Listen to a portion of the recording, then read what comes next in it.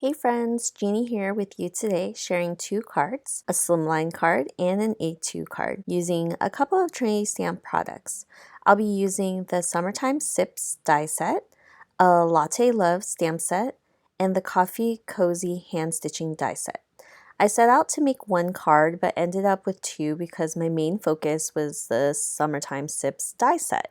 And because with the straw it was a bit tall, if I wanted to use it, I would have to create a slimline card. So for my slimline card panel, I'm using the Ink on 3's Atelier inks in all the colors minus black, brown, and white to create a rainbow panel on Bristol Smooth cardstock. These blend super well and are super vibrant, but I'm not doing anything special other than adding stripes of these colors. Once I finish the panel, I'll be setting up the Summertime Sips dies because I wanted to create a shaker card. And for my coffee cup, I wanted to also add coffee in it, so I had that extra die cut once I cut the main cup panel, which I ended up using for my second card on an A2 card. I figured if I didn't do it now, I wouldn't do it later, so I ended up with two cards. Once I cut this out, I was deciding what I wanted to use with it. I knew I wanted to use the Coffee Cozy hand stitching die because I really just wanted to incorporate it in.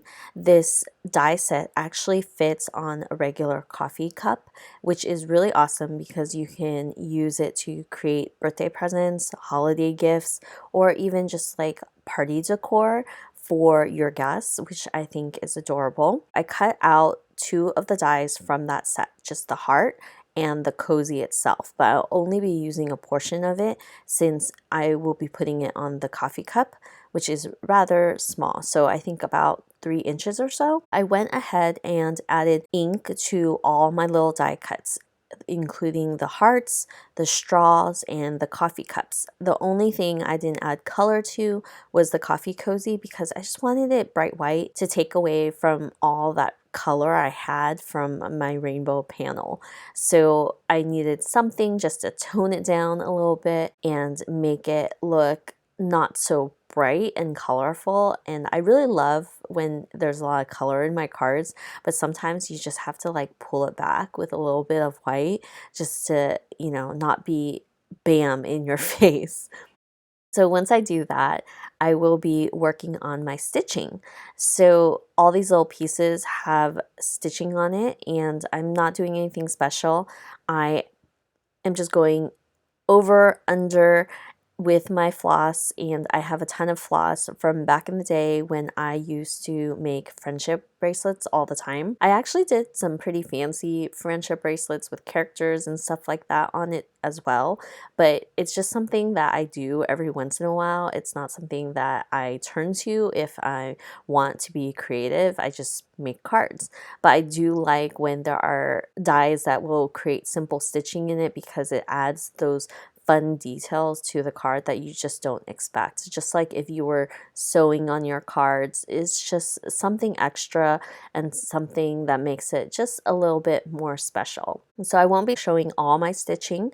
I will just be showing this purple heart, and the floss that I'm using is from Michael's or Joann's, I don't even know, but it has an ombre color to it, so it goes from gradually light purple to dark purple. I have the same ombre one for the pink one that I used, and it's just a minor detail that people may or may not notice. I just thought it was really cool to use for this card. Once I finish stitching, I'm just gonna cut off the ends and just tape it down so the thread doesn't come loose or anything like that. For the coffee cozy, I am also trimming this down before I stitch because I didn't want to stitch the entire panel, cut it down, and then the threads would become loose. So I am cutting it as close as possible to the coffee shape so I wouldn't have an issue with cutting the thread. So I'll do that for both card panels.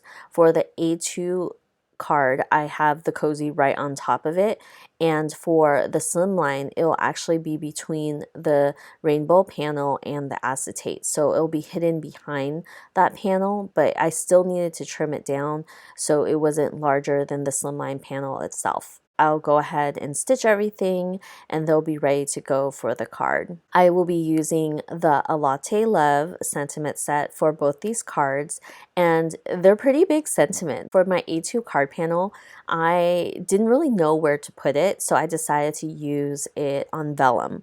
That way I can still see the color and not take away from it, but also be able to incorporate this large sentiment.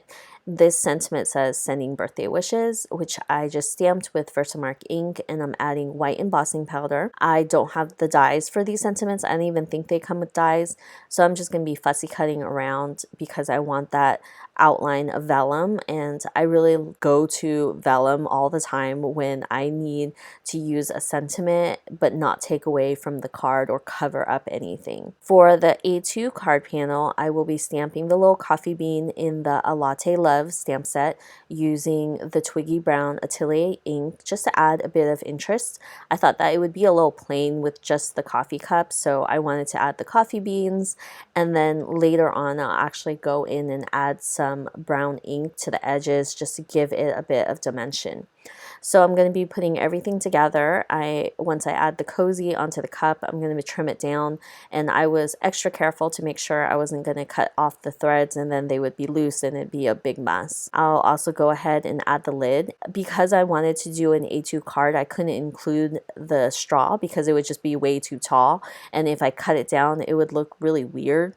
So I just decided to leave it off completely, and I thought that that was fine. I don't think anyone's going to be like, hey, you're missing your straw from your coffee cup. I'm adding that color, but I'm trimming this down to matte on white cardstock because the cozy was so bright white. I needed to bring in a little bit more white just to make everything look a bit more cohesive. For the sentiment itself, because it's on vellum, I'm going to go ahead and run it through my Xyron sticker maker. This is my favorite crafty tool in my arsenal because it just makes everything into stickers. And I remember that when I was a kid, there was a sticker maker and I had gotten it and made everything into stickers. I don't have it anymore, but it would have been so cool to pull this out for like my crafty experiments if I wanted to. I do try to minimize a lot of the things I have just because I just don't like clutter. I don't know if that's just me, but as a crafter, I feel like I have so much stuff, but I don't get to use it. So I'm trying to be really aware of what I'm purchasing and all of that. For the slimline card panel, I am coloring a piece of vellum using a blue Copic marker for the ice cubes. I'm going to go ahead and cut this out because I am making this into a shaker card. So I'm going to stamp the sentiment directly on my slimline card panel first because I will be popping this up on foam tape, and you don't want to be stamping on foam tape because sometimes it'll be completely uneven, especially if you don't cover the entire panel with foam. I also ran into a few issues when I was creating my shaker card.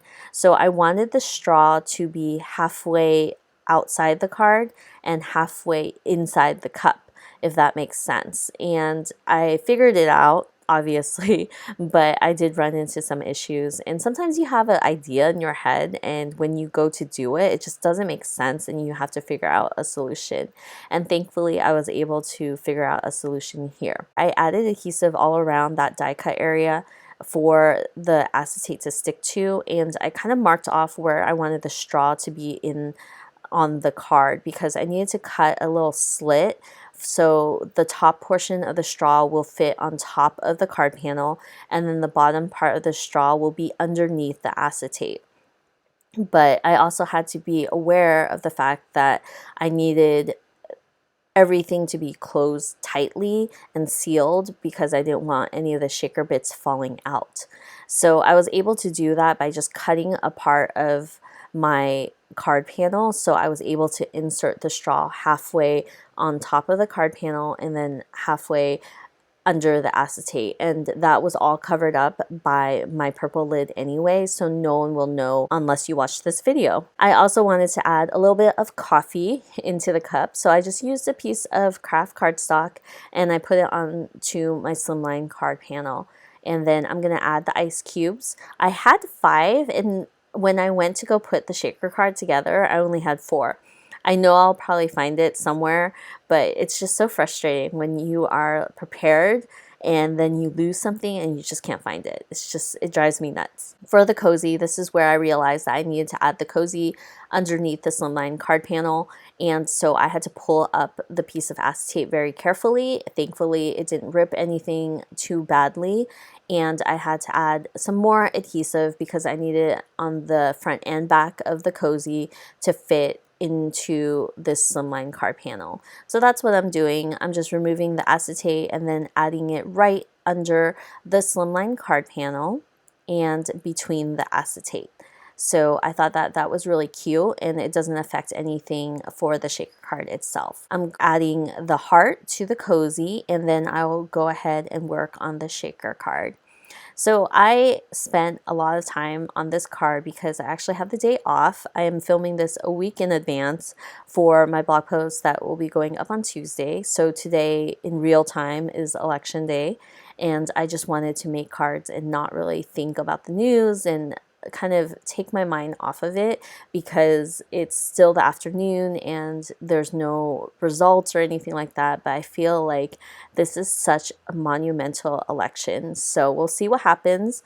And by the time this comes up, hopefully we'll know the result. 2020 has been kind of awful. And I'm really hopeful that 2021 will be better. I know that this year generally has been really hard for everyone, and I appreciate that my job has been able to give us recharge days and almost even forced us to take a break from work and take that mental break for our well-being.